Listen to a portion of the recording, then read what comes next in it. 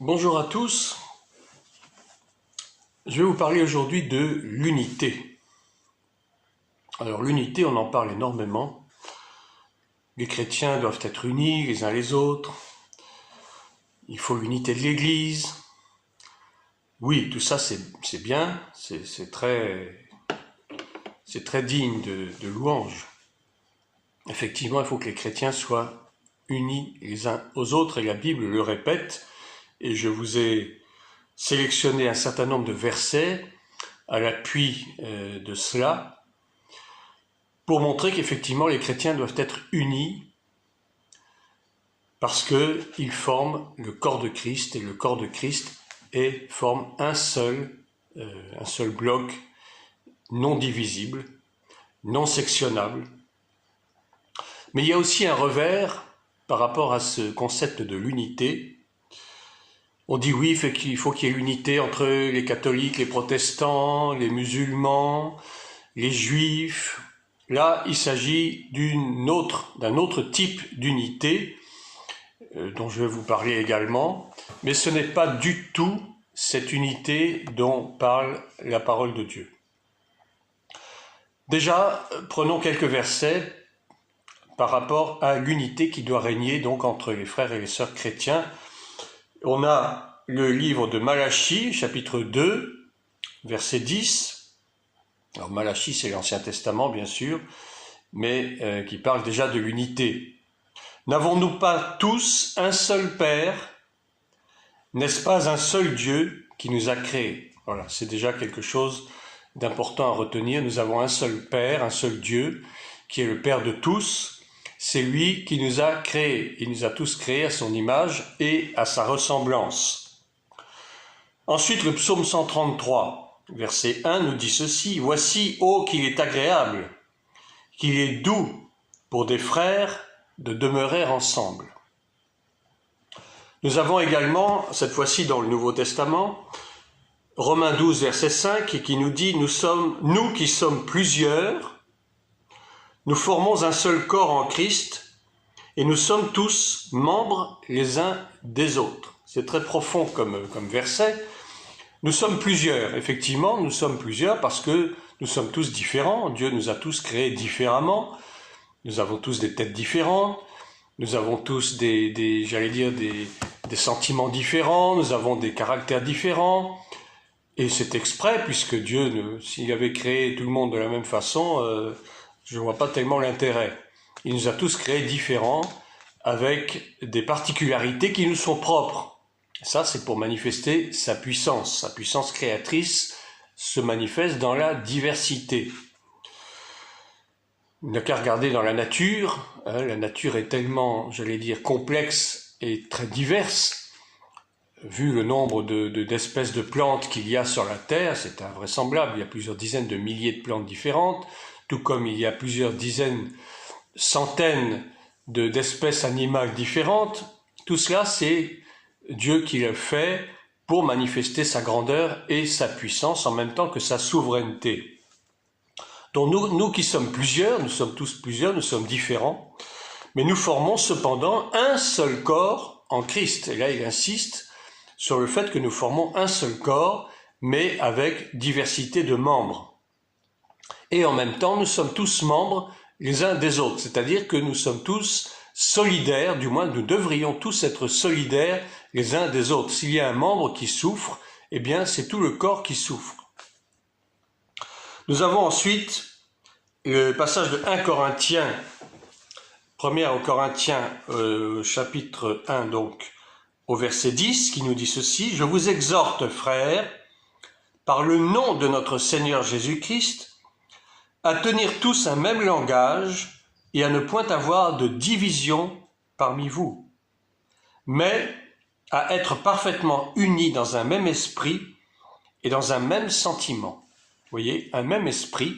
Et en fait, ce même esprit, c'est quoi? Eh bien, c'est l'Esprit de Dieu, c'est le Saint-Esprit qui permet donc cette unité entre les frères et les sœurs. Ce n'est pas l'esprit humain, ce n'est pas la chair, mais c'est l'Esprit de Dieu qui permet donc cette unité, cette véritable unité selon la Bible. Et il poursuit un peu plus loin, car mes frères, j'ai appris à votre sujet par les gens de Chloé qu'il y a des disputes au milieu de vous. Effectivement, il y a toujours le côté charnel qui ressort, même chez les chrétiens, je dirais même surtout chez les chrétiens. Chacun dit oui, moi je suis de Paul, moi je suis d'Apollos, moi je suis du pasteur Intel, moi je suis de l'apôtre truc. Tout ça, ça détruit l'unité. Ensuite, nous avons Éphésiens 4, versets 1 à 3. Éphésiens 4, versets 1 à 3. C'est toujours l'apôtre Paul qui parle. Je vous exhorte donc, vous voyez, il passe son temps à exhorter les croyants, parce qu'ils en ont grand besoin. Je vous exhorte donc, moi, le prisonnier dans le Seigneur, à marcher d'une manière digne de la vocation qui vous a été adressée, en toute humilité et douceur, avec patience, vous supportant les uns les autres avec charité, ou avec amour, c'est une autre traduction, vous efforçant de conserver l'unité de l'esprit par le lien de la paix. Vous efforçant de conserver l'unité de l'esprit par le lien de la paix. C'est-à-dire que l'Esprit de Dieu, c'est lui qui permet cette unité entre les frères et sœurs par le lien de la paix. C'est-à-dire que s'il n'y a pas de paix, il ne peut pas y avoir d'unité. Ça paraît évident de le dire. Et pourtant, combien de fois constatons-nous qu'il n'y a pas de paix entre les chrétiens, il n'y a pas de paix dans les églises, parce que chacun veut marcher selon ses propres voies. Et il ne peut bien sûr pas y avoir d'unité si chacun a décidé de marcher selon ses propres voies, selon ses propres pensées.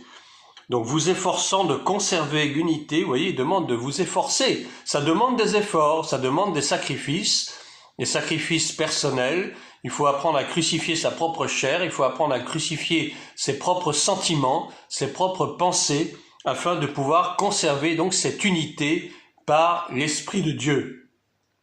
Il y a un seul corps et un seul esprit, comme aussi vous avez été appelés à une seule espérance par votre vocation. Il y a un seul Seigneur, une seule foi, un seul baptême, un seul Dieu et Père de tous, qui est au-dessus de tous et parmi tous et en tous.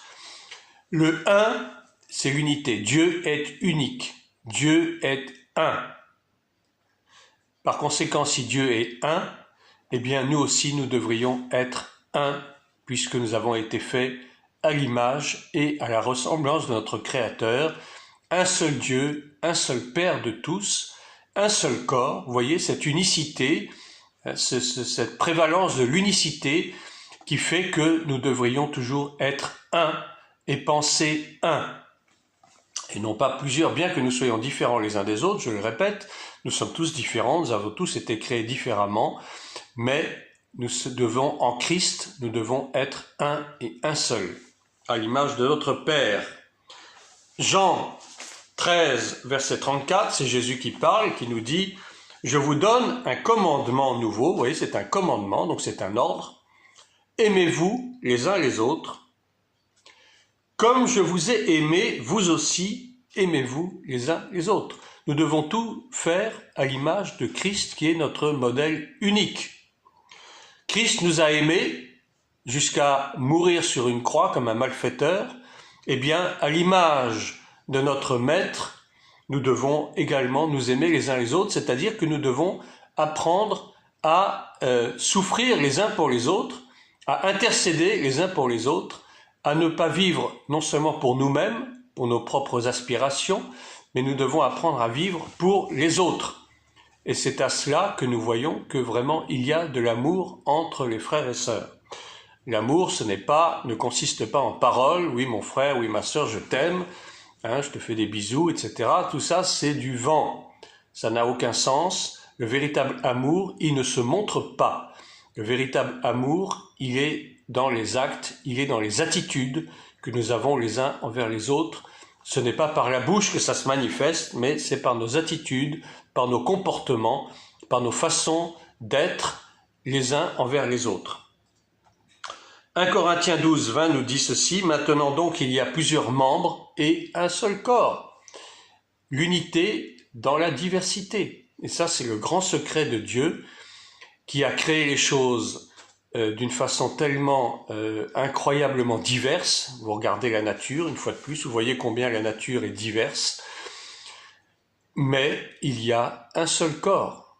Et ce seul corps, c'est le corps de Christ dont nous sommes les membres.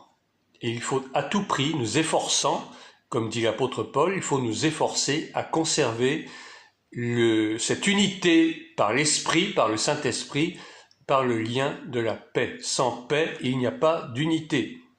Alors maintenant, je vais vous parler un petit peu, en quelques mots, de la fausse unité, puisqu'on nous dit qu'il faut être unis les uns aux autres, il faut que les catholiques soient unis avec les protestants, etc. Tout ça, ce n'est pas l'unité selon la Bible, c'est une unité selon la chair, selon la pensée humaine, et c'est ce que nous appelons sous le terme de écuménisme. L'écuménisme qui est une plaie pour le monde chrétien, cet écuménisme qui est prôné, qui est prêché à tout va, notamment par les instances vaticanes, que oui, il faut que les musulmans soient, nous sommes frères avec les juifs, nous sommes frères avec les bouddhistes, nous sommes tous frères puisque nous croyons au même Dieu. Eh bien, c'est faux et archi faux, et je me fais fort de le rappeler une fois de plus, c'est une fausse unité. Cette unité ne peut pas exister. Je ne suis pas frère avec les musulmans parce que nous ne croyons pas au même Dieu. Je ne suis pas non plus frère avec des catholiques parce que beaucoup ne croient pas au sacrifice de Christ. Il y en a qui y croient maintenant de plus en plus, Dieu soit loué. Mais nous n'avons pas les mêmes doctrines, nous n'avons pas la même façon de lire et de comprendre les Écritures, et à ce titre-là, nous ne pouvons pas dire que nous soyons véritablement frères. Je suis plus proche, plus frère avec les Juifs, parce que c'est grâce aux Juifs, c'est grâce à Israël que nous connaissons Christ, puisque Christ lui-même était juif.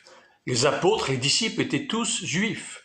Et je ne connaîtrais pas ma Bible aujourd'hui si cette Bible n'avait pas été écrite par des juifs. Par conséquent, s'il y a vraiment des croyants avec qui je me sens le plus proche, c'est avec les juifs, et non pas ni avec les musulmans. Bon, avec les catholiques, c'est un peu différent, parce que nous sommes tous plus ou moins issus du catholicisme.